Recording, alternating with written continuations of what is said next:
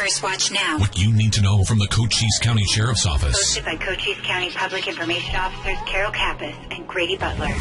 First Watch on 92.3 KWCD. And it's brought to you by Sulphur Springs Valley Electric Cooperative, giving you an inside look into your Sheriff's Office. I'm Grady Butler, and with me is Carol Kappas, Public Information Officer with the Sheriff's Office, and a new guest. That's right. Good morning, Cochise County. And so we're welcoming Commander Robert Watkins from the Cochise County Sheriff's Office. Welcome. Thank you, Carol. All right, well, we did get a text from the sheriff last night. Should I read that? Yes, please do. So Sheriff Daniels is not here today because he's doing his boy in a high school wrestling thing. So he says, after a day of state wrestling, the team's boys is in 9th place out of 39 qualifying teams. 5 wrestlers are in the hunt for medals. If they win tomorrow evening, they'll secure a medal and wrestle off for placement. More to follow, more tomorrow morning. 2 girls begin wrestling tomorrow at 8:30 a.m., which I guess is today. That's correct. So they should be ready to rock and roll here in about 30 minutes. And he did text that he's going to miss us on the show. So yes.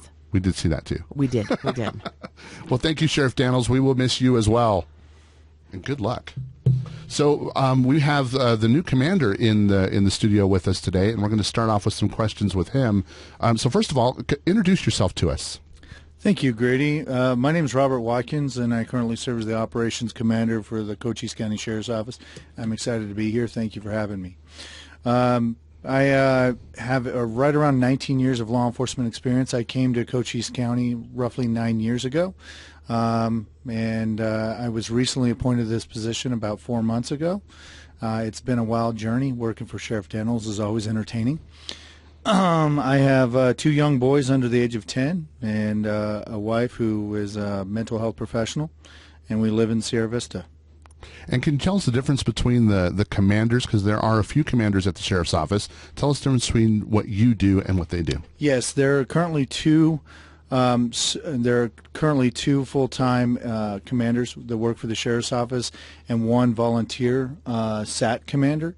The 2 full-time positions exist of myself, the operations commander, which oversee the roughly 90 sworn positions. That's your deputy sheriffs, your patrol sergeants, the people that respond to your homes and initiate traffic stops and stuff like that. My counterpart, Commander Kenny Bradshaw, serves as the detention commander and the support services commander. He oversees all detention officers, our jail, and all of our support staff. So what are some of the duties that you have in your position? Basically, I just oversee the day-to-day operations of the sworn counterparts, just make sure that everything is going to standard and try and do my best to serve my people. They're out there doing a great job, working hard day in and day out, and it's my job to do my best for them. And what are you currently working on at the Sheriff's Office? Well, we have a couple of really exciting projects. The first one being is that due to a recent, I'm sure that the Sheriff Daniels has already talked about it on the show here, but due to an extensive collaborative partnership with Governor Ducey's office, we have an intergovernmental agreement to allocate $3.7 million of funds to create a 6-man team. It's going to be called the Criminal Interdiction Team, and it's going to be comprised of 5 full-time patrol deputies, including 2 full-time canines, and their job is going to be to engage in criminal interdiction and drug smuggling and also human smuggling. And so that's a huge program all in itself, but there's even more funding, and so there's a ton of things that you're going to be working on with that particular over $12 million funds. Oh, absolutely. The total agreement was for, as you said, over $12 million. And a lot of that other monies I'm not part of. They go to our border team and our detention staff. There's also money allocated in there for the county attorney's office. My main focus right now is recruiting and staffing the personnel for the criminal interdiction team. One of the problems with that is it's only a 4-year contract, so these are new positions, so we have to recruit people to backfill them and then select those individuals and get them out on the road immediately. So that's going to be my primary focus. So that's what you're working on now. What are the future plans for the Sheriff's Office? Well, there's a couple of future plans. One of them is to continue to work with one of our most amazing partners. It's the Cochise College. We've orchestrated we've created a really good police academy that serves all of southern Arizona, and we'd like to build upon that and kind of serve as the training hub for all of in-service training for local law enforcement officers, and provide them with college credit hours for the required training hours. We're really excited about that. We could always do more in the area of training our citizens and our officers to help each other interact. We want to restart our active patrol response to an active shooter program. This is where we collaborate with our local churches and our local schools and do our best to train individuals to be able to identify persons likely to engage in a threat or like an active killer event at their schools or their facility. All of these kind of programs kind of took a pause because of the COVID restrictions, and we're slowly trying to navigate that delicate balance of appreciating the COVID guidelines and the COVID restrictions, but also kind of trying to resume life as normal and do these basic necessities that we need to do. And so you said that you were going to backfill, and I think that maybe we want to clarify that just a little bit. So the people that are going to go in the critical incident response team, the critical interdiction team, sorry. We have two. It's just getting all of my alphabet soup straight in my head. So the critical incident team are going to be built on people that are currently hired, and you're going to backfill them with deputies. So we're going to be hiring, basically. Absolutely. So I don't mean to correct you, but it's the criminal interdiction team. There we because go. There's another critical incident team that is comprised of investigators, and it's a regional team. So I just don't. I love you, Carol, but I just want to separate the two. It's the criminal interdiction team. And the grant calls for experienced deputies, and the reason they need to be experienced officers is because what they're doing is they're looking for indicators of criminal activity. These are not basic deputies that are brand new out of the academy and enforce minor traffic infractions and out there issuing citations. That's not what the sheriff's office is about, and that's not what this unit is about. If someone needs a citation, then so be it. But they're looking for those engaged in criminal activity that pose a danger to the public. And that kind of experience or that kind of qualities and the ability to do that only comes with experience. And we want to differentiate from the innocent motoring public to those that pose a threat or that are engaged in criminal activity. So we have a bunch of amazing qualified individuals among our ranks, but currently they are going from call to call, answering the basic calls for service. So before we can pull those individuals off the road, we need to hire individuals. Now, we love our homegrowns. We love continuing to hire people that have no law enforcement experience, and we'll train them. But the problem with that is that it's almost 15 to 18 months from the date of application to the time of training them in the academy to the time of field training officer before they're a solo capable officer. And like I had said, there's a 4-year time frame on this grant. So we need to recruit some laterals. So we are focusing currently on hiring lateral officers to be able to staff that unit, because outside of that unit we're not hiring. And that really speaks to the culture of the Cochise County Sheriff's Office. There's very few organizations in the country right now that say that they don't have vacancies with all of the hiring crisis and the manpower shortages. So we hear a lot about the border going on right now. How is that impacting our communities, and what can we do as citizens? That's actually a great question, Grady. Thank you for bringing it up. I hear this question a lot, and one of the things that we need to understand is that we, as the Sheriff's Office, we don't engage in immigration enforcement, but we are here to keep our communities safe. So whether it's a migrant or a trespasser, there's a couple things that I would like to do that everyone can keep their properties safe. One of which is to follow the Cochise County Facebook page. Carol Kappas does a great job of disseminating information on that page. And you can be aware of local threats to your community. Let's say that there's an incident in your neighborhood where we need you to lock your homes and do all of that stuff. Carol does a great job of disseminating that information via Facebook. So the first thing would be to follow our Facebook page. The second thing is that if you have any questions, I know we have a short amount of time here, but I see time and time again where our deputies respond to a home where someone is trespassing on their property. They're trying to hide from law enforcement by hiding in their shed or hiding in their back property, and the officers arrive, and unfortunately they can't do anything because the homeowner or the property owner did not do anything to properly post their property with no trespassing signs to meet the statutory burden of actually arresting someone for criminal trespass.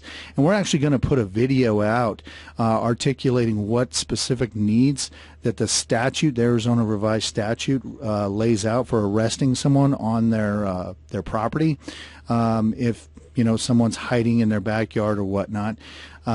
So stand by for that video. Another thing is that not necessarily because of the migrants, but the smugglers. I know Sheriff Daniels has been talking a lot about this, but we have roughly 1,000 smugglers coming into our county to engage in human and drug smuggling a month. And these people are a little bit different than the people we've seen in the past, where they really don't care. They when they see a Border Patrol agent or a law enforcement officer try and light them up, it is fast and furious. They're doing 120 miles an hour through town, and this poses a significant threat to our citizenry. So what I would caution you is, if you see red and blue lights coming down the road, understand it's not like it was 5 years ago where it's just a cop driving to a call. There's a very real likelihood that someone is preceding those red and blue lights, driving in a reckless and dangerous manner. So if you see red and blue lights, please pay attention and make sure no one's preceding those red and blue lights, driving in a reckless manner.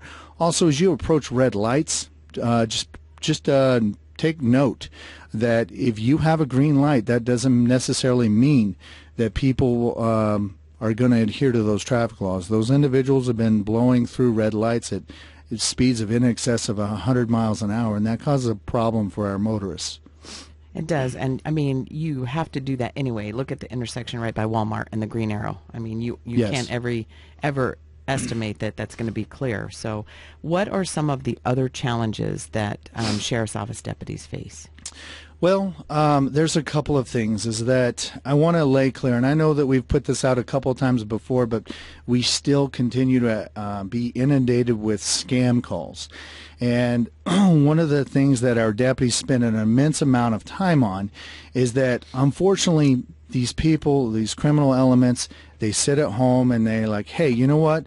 I'm going to make $10,000 today, and they will go through the internet or they'll go through the phone book or something. They will identify someone that they've captured their information off the internet, and they'll call them, and they'll be like, hey, I'm Bob Watkins, and I work for the Cochise County Sheriff's Office. You currently have a felony warrant. What I need you to do is I need you to send me $5,000, or I'm going to send the deputies to come and arrest you. And it sounds like no one would fall for that, but given the stressors the person feels at the time, it's a very common thing. So understand, no government entity will ever just call you up out of the blue and elicit money from you. Okay, they're going to send you a letter, and I promise you that if you have a warrant out for your arrest, we may call you, the sheriff's office or law enforcement may call you and ask you to turn yourself in, but we're never going to ask you for money. Okay. Another thing that was recently brought to my attention is that EMS, first responders, fire department, and law enforcement officers, we currently have a lot of people that live out in the county, and that's great. I myself live out in the county, and I like my privacy. But when you need the response of a first responder, you have to have your address visible for us to see. GPS is not always accurate, and there are many of our citizenry that their address is not posted somewhere that is visible from the street. So what happens is our deputies or our fire department will get a call, an emergency call for service, whether it be criminal related or a medical incident. 1, 2, 3. Busby Drive, and they arrive and they have to spend a couple minutes going from door to door to find out where that exact address is. So if our citizens could just post a legible address at the entrance of their property, that would do us so much assistance, and we'd really appreciate that. And those are some great tips. So what other tips can you give us to reduce the likelihood of being a victim of a residential burglary? That's another really good question, Grady. We get that quite a bit. So the first thing is that if people could take a photograph of anything of value, such as a family heirloom or a serialized piece of equipment, and have that serial number uploaded to their computer database or whatnot, God forbid, should you ever be a victim of a property crime, one of the most likely ways for us to solve that burglary crime is that when we see that 1972 Ford Pinto driving down the road with $25,000 worth of brand new Milwaukee tools in the back, if you did not take the time to write down the serial numbers to your Milwaukee tools, we know that those tools are stolen. However, if we cannot prove it, that person drives down the road with your $25,000 worth of Milwaukee tools. So just take a quick moment. Tools, equipment, televisions, all of that stuff are very expensive and they're valuable. Take a quick photograph of those serial numbers and retain those, so God forbid, should you be a victim of a property crime, you have those information, and we have a starting point. Another thing that you can do is that you can you can actually trim your vegetation away from your doors and windows so that there's not a safe space for people to approach your home. That's a good practice. Another really good practice is to collaborate with our Cochise County Sheriff's Assist team.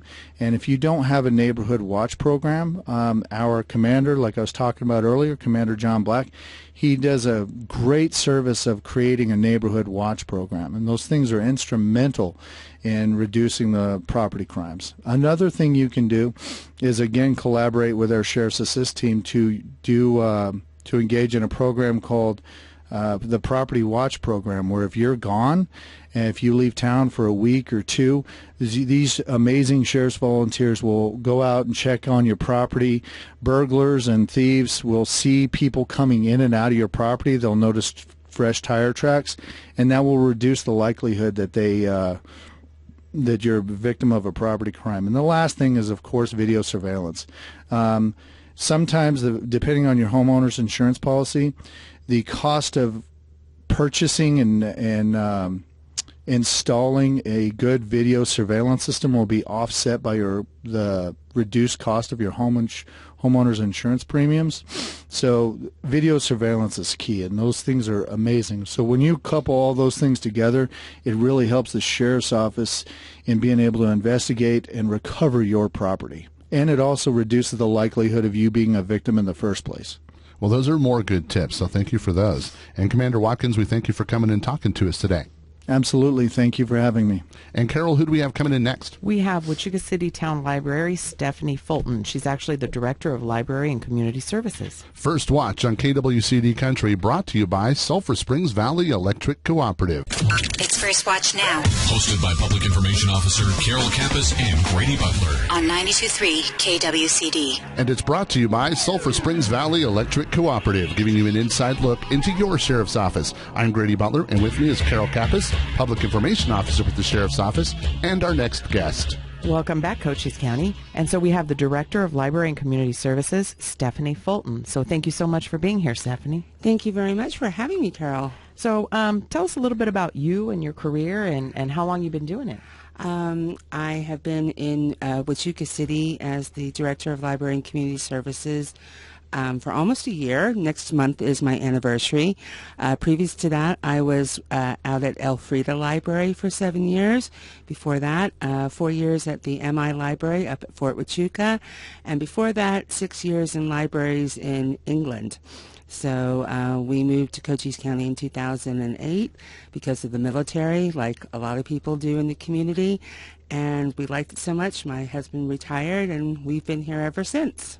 And Wichita City is kind of a quiet little gem in the middle of all of this. People drive through it every day because that's basically the only way you can get in and out of Sierra Vista.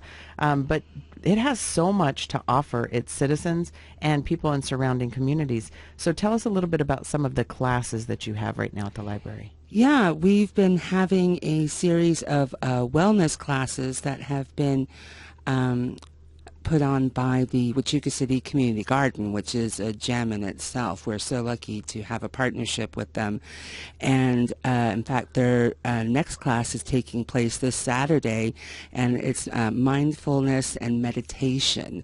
So it's all about wellness, wholeness, tranquility, mental health, which I think is a really hot topic, you know, seeing as we're coming out of the pandemic right now. And so there's other things that go along with your wellness garden.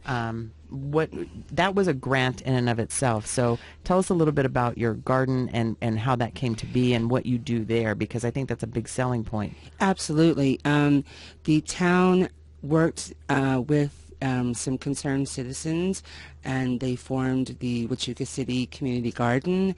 They got a grant to build this beautiful garden behind the library, and over the 3 years they've been in existence, they've actually produced over 4 tons of food and have given them to community citizens who are most in need. It's absolutely amazing. They're right now working up on finishing the children's teaching area. So they hope to have classes in conjunction with Wichita City School to teach children about healthy eating, about gardening, and why it's so important.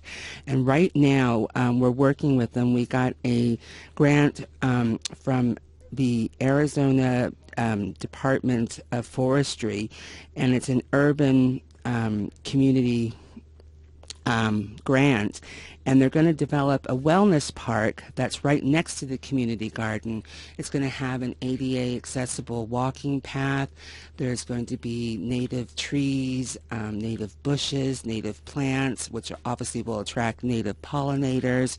It's going to be awesome, and we're going to have benches there that overlook our beautiful sunsets, because we are called the Sunset City, and people will be able to buy benches or plants or trees and little plaques to memorialize those who have made Wichita City a nice place, or to remember a citizen who's no longer with us. It's a really terrific idea, and we are very, very excited it's moving forward. Tell us a little bit about the Senior Center. The Senior Center is currently operated by or overseen by myself. We have social hours there on Wednesday, Thursdays, and Fridays from 10 a.m. to approximately 2 p.m. And it's just a chance for people to come along, grab a free cup of coffee, free cup of hot tea, sit and meet some new friends. There's games, there's puzzles. We were just recently donated an organ, which works perfectly. We also have a sewing machine available. We also have an easel, so if anyone wants to come and do some painting. And every first Thursday of every month, they host a game night starting at 5 p.m., and the next one will be at the beginning of March. And it's a really good crowd. They're really fun, and they get a little bit wild occasionally. We had a holiday meal there in December, which we thought we would be lucky to get 10 people. Well, we actually had 40, so that was really amazing. So we're looking to do a spring meal sometime in April as well. So they're just a nice crowd of people, and they're always very welcoming. But we're also always looking for volunteers to help run it, because it is volunteers who open and do the cleaning up, make the coffee, and we do have a regular crew, but sometimes, life happens, so we're always looking for backup volunteers as well. All right. Well, we thank you for coming and talking to us today about Wichita City. Is there anything else you'd like to add before you go? Yeah, just come visit the library. We have some really great news resources going on. We have a free dial-a-story service, which is a free story every Monday in English and in Spanish. We have some new launch pads for pre-K academy learning, free Wi-Fi hotspots. these are all made possible through grants through the Arizona State Library. And finally, we have Cox Communications are going to be expanding their high-speed internet into Wichita City. And this is just going to benefit our businesses, our local citizens, and our students in the community. So we've got a lot of stuff going on. So if you look at the Town of Wichita Facebook page or the Wichita City Library Facebook page, you'll see all these awesome things that are going on. Well, Stephanie, we thank you for coming and talking to us today. Thank you very much for having me. And Carol, who do we have coming in next? We have Cochise County Sheriff's Office Animal Control Officer Extraordinaire, April Shar. First Watch on KWCD Country, brought to you by Sulphur Springs Valley Electric Cooperative. It's First Watch Now. Hosted by Public Information Officer Carol Kappas and Grady Butler. On 92.3 KWCD. Brought to you by Sulphur Springs Valley Electric Cooperative, giving you an inside look into your Sheriff's Office. I'm Grady Butler, and with me is Carol Kappas, Public Information Officer with the Sheriff's Office, and our next guest. Welcome back, Cochise County, and welcome to the show, April. So this is Animal Control Officer April Shar from the Cochise County Sheriff's Office. Good morning. Thank you for having me. So there's a lot of interest when it comes to things that we put out on our Facebook page. The most recent one was about having packs of feral dogs. And some of the concerns, rightfully so, from our community was, name a location. Just give us a location.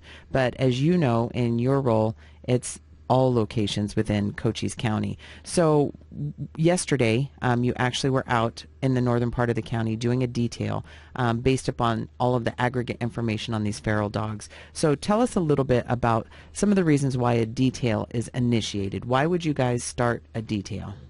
Well, initially, it's going to begin with the calls that we receive in regards to livestock being attacked and killed, dogs fighting with other dogs, people being bit in particular areas.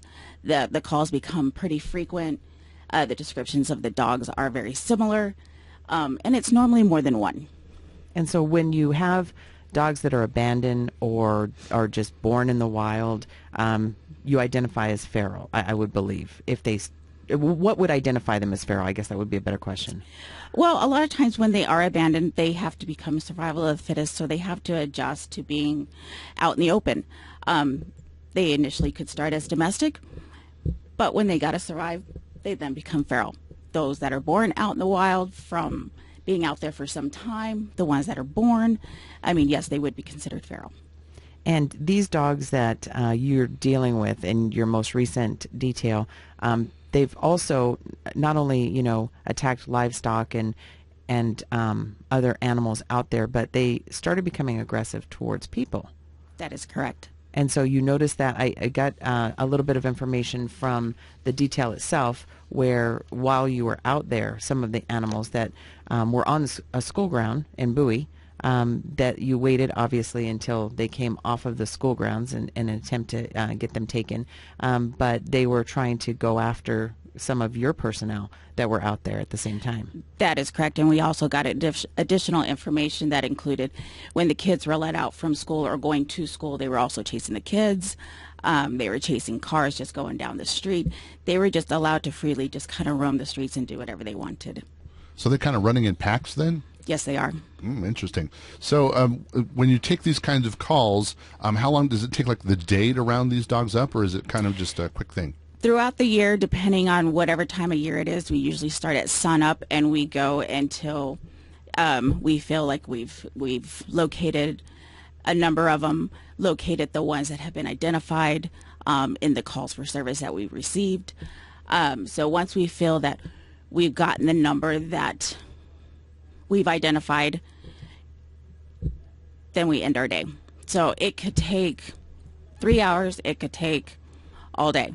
And do you have more of these events coming up soon? Yes, we do. Okay.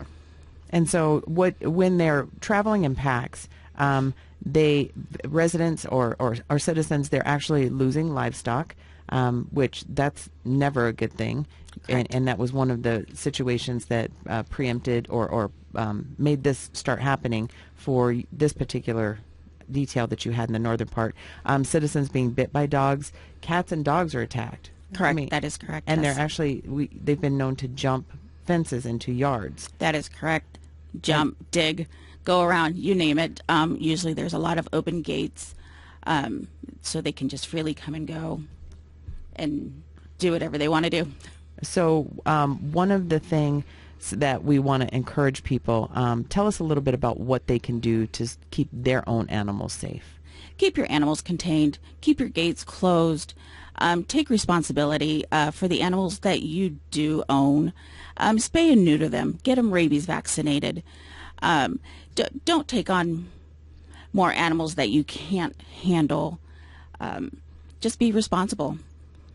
And so, in backing up just a little bit, in the recent detail that you guys did in Wilcox, one of the things, again, that made this so important for you to get out there and take care of was a report of 6 to 7 dogs attacking a cat, one person being bitten by the same dog twice, and dogs just showing up in areas. So again, if these are your dogs, you have to keep them secured.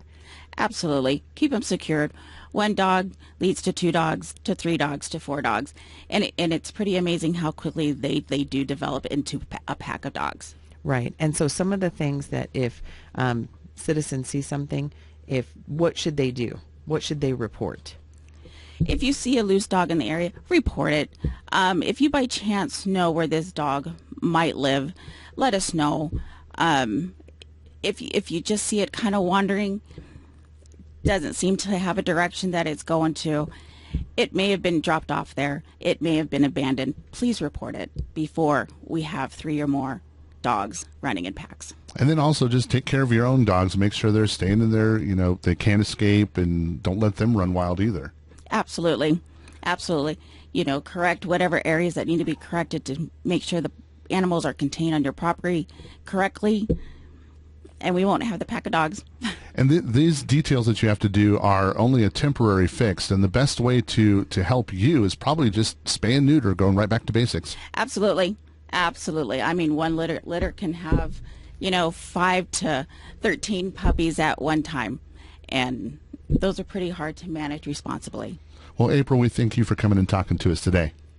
Thank you so much. And Carol, who do we have coming in next? We have Sierra Vista Police Corporal Scott Borgstad. First Watch on KWCD Country, brought to you by Sulphur Springs Valley Electric Cooperative. It's First Watch Now. Hosted by Public Information Officer Carol Kappas and Grady Butler. On 92.3 KWCD. Brought to you by Sulphur Springs Valley Electric Cooperative, giving you an inside look into your sheriff's office. I'm Grady Butler, and with me is Carol Kappas, Public Information Officer with the Sheriff's Office, and Officer Borgstad from the Sierra Vista Police Department. Good morning. Hey, good morning. So you have an event coming up on the 1st of March, and it's going to be a great event. Yeah, it is.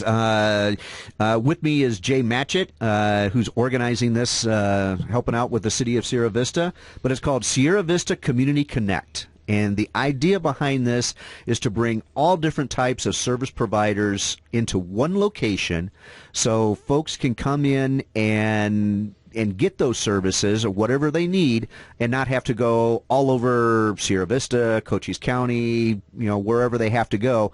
We'll have them all there at one location to make things a lot easier for folks to get services. And where is that location? It's going to be held at the Ethelberger Center here in Sierra Vista on March 1st. The event goes from 11 a.m. to 3 p.m.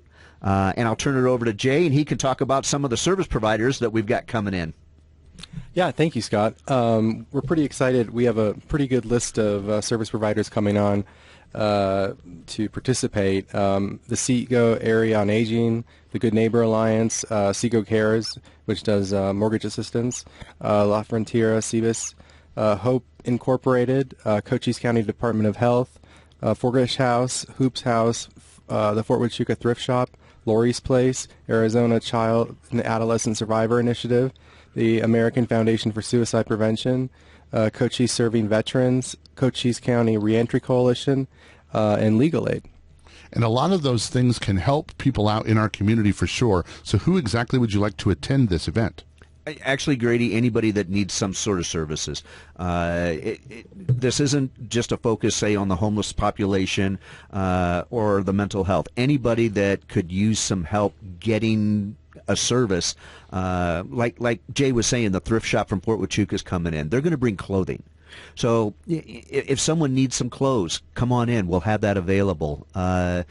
Hoops House, they specialize in substance abuse, specifically for men. So if you know someone or if they've got a substance abuse problem, they can come in and talk to these folks and see what kind of services they can get, to help them out. And they don't have to travel all around Cochise County to find all these services. You're going to have them in one spot. One spot, absolutely. We're going to be giving out Better Bucks for those that come in and participate. We found out this week that Jersey Mike's is actually donating food boxes for the event for folks that come in and participate.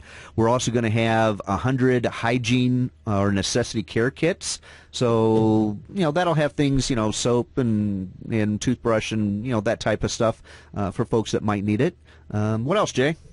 Oh, that's a pretty good list. That covers it, I think. The Better Bucks, the necessities giveaway provided by Arizona Complete Health, and Jersey Mike's is helping us out with 100 boxed sandwiches, so people can eat those there or take them with them, and it's a little more COVID friendly to do that. So we're pretty excited about that, and they've been really great to work with. And Jay, what is your organization? I'm with the Cochise Housing Connection, and that is an organization that's relatively new, but we're focused on providing or connecting people with housing that's going to be safe and sustainable, affordable housing, but more than that, trying to be a bridge, try to kind of do a little bit what we're doing here at the event, kind of break down some of those barriers that kind of keep people from finding housing. So providing housing counseling, working with our partners to ensure that when people do get housing, they are connected with the services that are going to make them successful, not just putting them in a place and, hoping for the best, but also just supporting them continuously if they need it, and checking back and providing that case management if need be. And Officer Borgstadt, you mentioned Better Bucks. Kind of give us an overview of what that program is again. Yeah, Better Bucks was created, we actually launched October of last year, and the idea behind it is folks come in and purchase the Better Bucks booklets to give out to individuals they feel are in need. There are 5 $1 vouchers in there that they can use at various locations in Sierra Vista to buy food, clothing, toiletries, pet food, things like that. They can't buy alcohol, and they can't buy cigarettes or anything that can be used in conjunction with drug activity. But the great thing is it also provides a list of service providers on the inside cover of the booklet so they can, where to go to get food, clothing, housing, that type of stuff. There's also a one-day bus pass on it for folks to get around in Sierra Vista with the idea that they can get to those services. It's been a very, very successful program, and the service providers love it because they have a way of giving something to these folks for coming in and seeking services. All right, before we get to your next event, invite us to this event with dates and times. Okay, it's going to be March 1st, which is a week from Tuesday, March 1st from 11 o'clock to 3 o'clock at the Ethelberger Center, and that's located at 2950 East Tacoma Street here in Sierra Vista. If you don't know where that is, head down the road to that goes to the library, go past the library, and it's the next set of buildings right there. All right, and your next event is going to be a shred-a-thon. Oh, yeah. We've got that coming up February 26th. It's on a Saturday. It's going to be at Veterans Memorial Park on the west side of the park. It's going to be a shred-a-thon and a drug take-back. So any prescription medication that you have, you can bring it to us, drop it off, and we will make sure that it is disposed of properly. Last year we had a great event. We actually filled 2 trucks in the time frame of the event, which I believe is from 9 a.m. till noon, and we filled 2 trucks with 10,000 pounds of shredded paper. Wow. That's amazing. And we took in over 110 pounds of prescription medication, which 110 pounds doesn't sound like much until you look at those little pills. They don't weigh very much, and 110 pounds of those, taken off the streets and not ending up in the sewer system or landfill or something like that is a great benefit to the community. Are there any restrictions for the drug take-back day? For the drugs, the prescriptions, obviously prescription medication, we request that you take them out of the bottles, maybe put them in a baggie of some type. and to make life easier for us. But if you bring them in the bottles, we'll take care of that too. All right, invite us to that event one more time. Okay, it's going to be February 26th at Veterans Memorial Park from 9 a.m. till noon, and it'll be on the west side of the park. Well, Officer Borkstadt and Jay, we thank you for coming and talking to us today. Thank you. First Watch on KWCD Country, brought to you by Sulphur Springs Valley Electric Cooperative. You've been listening to First Watch with the Cochise County Sheriff's Office. Hosted by Cochise County Public Information Officers Carol Kappas and Grady Butler. Join us again next Friday morning, 7 to 8 a.m. First Watch. What you need to know from the Cochise County Sheriff's Office. Only on 92.3 KWCD.